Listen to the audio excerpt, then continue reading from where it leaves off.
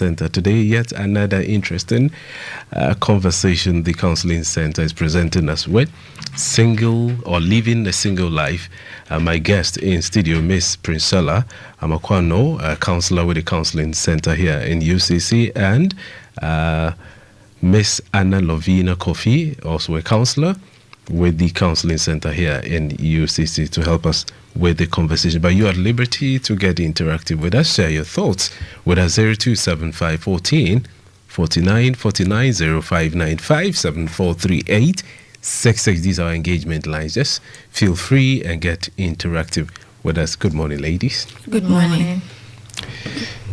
I was wondering why it's become necessary to talk about living a single life. Why are we talking about this today? I want to begin with you, Princella. Why has it become necessary we discuss this particular phenomena? Yeah, it has become very important because in our part of our world, living a single life comes with so many pressures, and people are only looking at one aspect of the whole situation. That is the challenges and the negatives that comes with living a single life. But then there are some other advantages. There's the other side of living a single life that people don't pay much attention to, and that is what we are here to discuss. Mostly the advantages or the positive side to living a single life. Who is a single person? I call you Lovina. That's okay by you, Lovina. Who is a single person? Okay, so basically when we say someone is a single person, the person does not have any partner, companion or husband. So basically that is how we define a single person. The person does not have a husband, no companion, no partner. Oh, yeah. Okay. But obviously there are types, I guess, yes. Princella. Are there some types of this? So even though we've categorized them into two broad, like the married and the unmarried, within the unmarried there are several other types. So we have the voluntary temporal and voluntary permanent. So when we say voluntary temporal, it's someone who has decided to be single, but for a short period. Probably he or she has now come out from a relationship, and he's giving him or herself some time to build himself up for the next relationship. So that person will be categorized as a voluntary by a temporal person. Then we have the voluntary permanent. So somebody who has decided not to be in a relationship for as long as it takes, or maybe for a lifetime. So that person is intentional about it and has decided not to get married or become or be partnered with someone else. And there is the involuntary permanent or involuntary temporal. So involuntary, they are searching for a relationship or marriage, but just that they are not getting. For the temporal, it's for a period. They are actively searching. But for the permanent, you realize that they've been searching for a very long period of time, and it seems like it's not going to happen anytime soon. So these are the categories. So within the single life, you have to decide which type am I, and that will give you a different perspective of living your singlehood or single life. Are there signs? Because once you say that you have to be able to decipher which type you are, it means that there are things that you should look out for to tell whether that's where you're heading. Yes, there's light at the end of the tunnel, or it's a permanent thing you're dealing with. Okay, so it comes with whether it's by choice. Are you deciding to be single? Then you become a voluntary, either temporal or permanent person. Or is it that the chances are not coming? The opportunities to be in a relationship or marriage is not coming. And that will make you an involuntary, either permanent or a temporal person. So these are some of the things you should look out for. Is it a decision on your own, or just that the chances are not coming as an individual? Lovina, people who decide to be single, are they selfish people?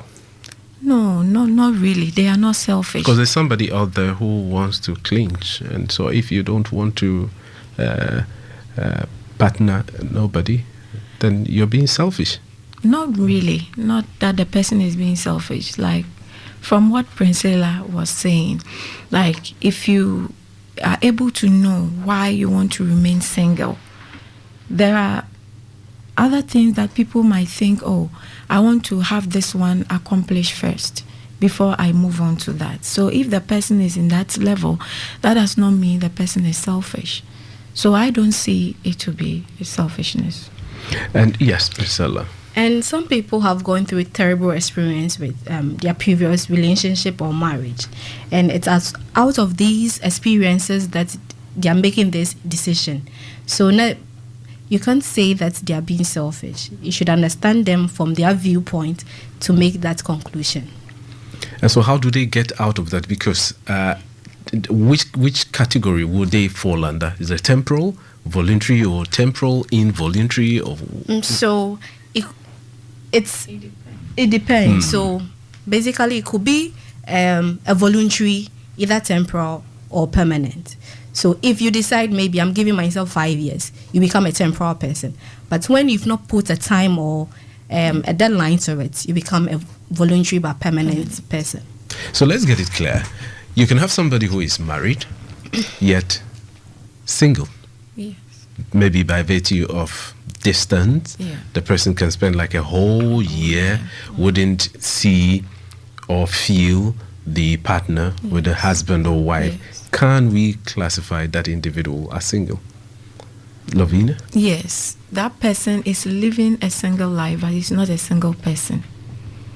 That again? He is living a single life, but he or she is not a single person because of maybe geographical reasons or work or other factors might maybe separate couples, but that does not mean the person is a single person, but he at that moment is living a single life.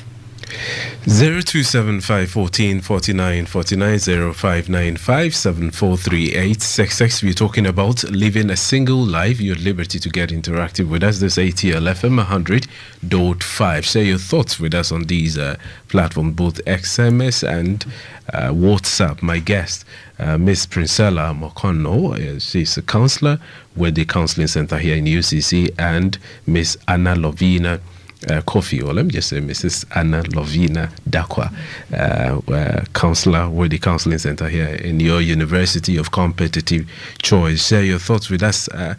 I'm sure you're just going through processing it. Am I single? Am I living a single life?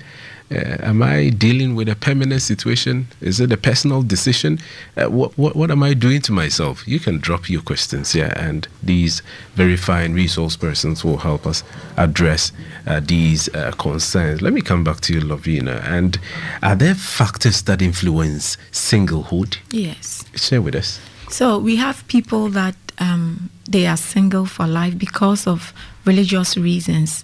For example, like priests and monks, they have decided to remain single because of religious reason. And we have people that they believe in celibacy. They just want to stay away from romantic intimacy or relationship. So that is one factor. And also people decide to remain single by their own choices. The person might be fulfilled with his or her single life, so he might think or she might think, I'm fine, I don't need anybody. So it's by choice. And maybe the career the person is embarking on can also make the person remain single. Some of the careers are very demanding, so if you are not careful, it will take most of your years, and by the time you realize you are aging. So we have people like that. And also we have compatible reason. Some people may be looking for partners, though they have not yet gotten the suitable one they want. So such is also a factor of making someone remain single person. And we also have single by circumstances. For example, like ill health or health issues can make a person remain single. And also because of a breakup from a relationship, the person may decide to remain single because the experiences he or she had is not pleasant. He or she can decide to remain single. A lot of reasons why people decide to be single. But are there obvious advantages to singlehood? Yes, Prince Salah. Yes, I'll come to Lovina. Of course, if there are challenges, definitely there are positives and advantages to it. One advantage of singlehood is having autonomy and freedom, the ability to decide for yourself. You make decisions solely with you in mind, compared to a married person. Or yes, you have, when you are taking decisions, you have like 80% of your interest and probably 20% of other people's interest or external factors. But if you are married, you don't have that luxury. You have to make decisions taking into consideration other people like your spouse or your children. But when you're single, you have freedom to decide what you want to do, when you want to do it, how you want to do it. And you have freedom to change if your partner, if they are not suitable. But when you marry, you don't have that luxury anymore. Single people would get the freedom to do whatever they want at any point in time. Good or bad? In some ways, it's good. Everybody wants freedom at some point in time. Even with the married people, if you should ask them, some people would want to have their freedom for even a day before they come back to being married. And you have this because you are a single person. I think it's another advantage, and you should use it wisely or purposefully. And again, you have time on your hand. Time is one luxury that anybody who has it should use it valuably. And if you're a single person, you have so much time on your hand. You can use it for personal growth, where you develop yourself, build yourself up for the next stage of your life. Marriage comes with its own challenges, and it's at the single phase that you are able to develop some strategies to handle these unforeseen or future challenges you might be having in your marriage. Would you say that then one can possibly say that singlehood as a maturing phase to migrate onto a marriage life? Yes, of course. It's a maturing stage. And if you look at people who stay in the singlehood for a very long period of time, their approach to marriage and handling situations in marriage are more different than people who spend just a little time.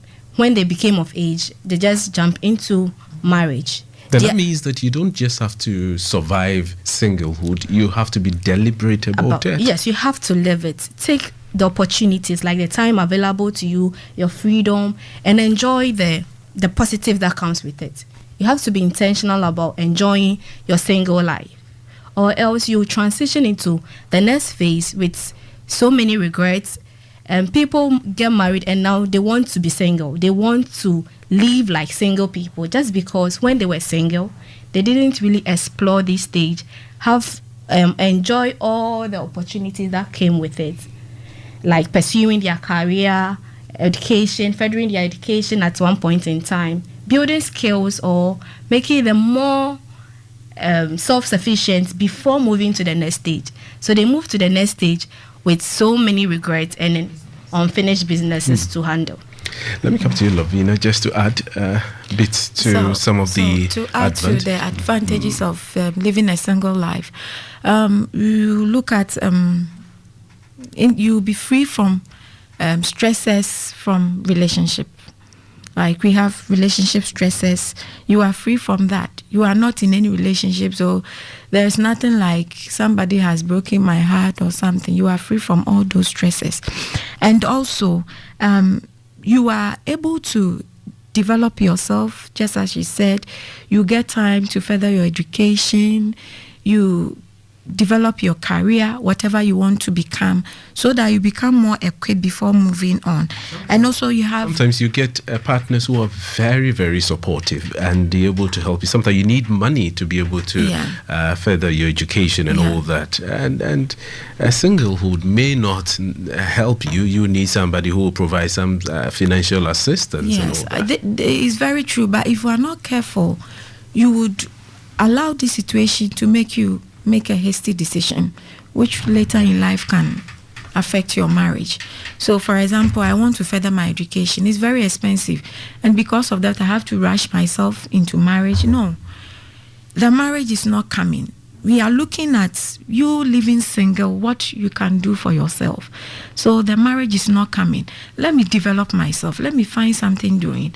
Apart from a partner who will support you, you have a family as well who can also support. So during that time, you can rely on the support of family to develop yourself. You also have independence and control.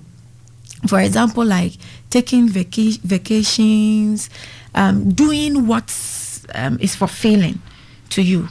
It's during your single life that this thing can be done. In marriage, it's a different thing. Let me stay with you there. Is it possible for somebody to overstay singlehood and deny him or herself that marriage life? I mean, over-enjoy singlehood, that they forget that there's another phase to life that they have to jump into? Yes, that leads us to the types of single people that we already said about, that people themselves decide by choice. I have decided to remain single. Is by their choice. They feel fulfilled in their single life. They can do whatever they want to do. They travel. They explore their singleness. And by the time they realize they are of age, and if they don't realize it earlier, maybe the marriage time will be over for them. Let me come to, we're wrapping up the conversation, but Princella, you know our cultural predisposition and the fact that the woman should stay and wait for the man to come propose and all that. We're looking at those who are temporarily single and the fact that there are individuals who are searching for partners. This search you talk about, is it for the man or the woman? It's for both. We are not categorizing it based on gender. It's for everybody. So if you think you found somebody you want, you can have a conversation about it. Not necessarily go in the approach that a man would take, but then you have a feminine way of approaching men and have a deeper conversation about it. Matured adults can have these conversations and come to a conclusion. He or she will realize, okay, you are into me, I'm into you. We can make this work by starting something. If you find, that is when you find something you want and not jumping from one person to the other. Make sure whoever you're approaching is somebody you are really interested in, or you found something that is worth to you. Right, 30 seconds each. Your concluding remarks. I begin with you, Lovina. Okay, so to conclude, I want to say that living a single life is an opportunity that if you don't make good use of it and you pass that stage, you will regret it. You have to make sure during that stage you prepare yourself mentally, physically, emotionally, so that when you move to the next level of life, that is your marriage life, you'll be able to cope with the challenges that it comes with. Yes, Princella. Okay, and our perspective on singlehood matters a lot because it's your viewpoint that would help you either enjoy or not enjoy this phase. Don't just go through the single life. Live it. Live your single life and you wouldn't have any regrets, possibly no regrets. Thank you very much for your time this morning. People you just heard from, Miss Princella Mokono, counselor with the Counseling Center, and Miss Anna Lovina Kofi, helping us with a conversation around living a single life.